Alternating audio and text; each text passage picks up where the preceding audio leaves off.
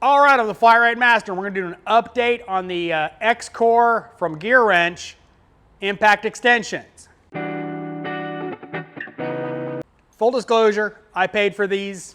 I actually bought them twice. I gave the extra set to Daniel, but I bought these and I've been using the snot out of them. Look at it. The 10 mil, which is one of the most used ones I use, is already quite worn and discolored because impacts. I have been using the snot out of these in various applications. One of my favorite go-tos is when I'm doing a steering rack and you have to go into the pinch bolt inside the car. Works great.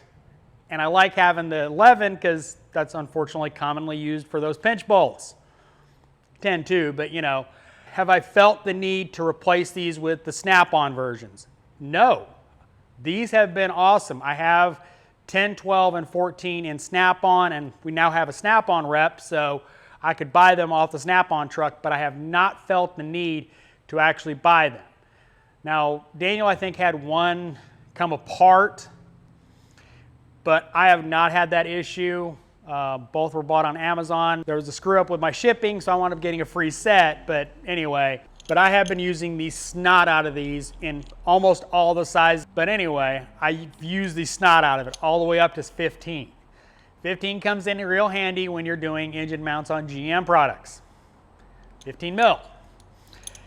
But definitely well worth the minimal investment in these compared to Snap-on, which I think our cost of one is the equivalent of this entire kit.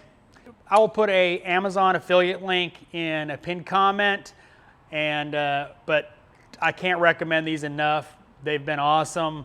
I use them literally every day.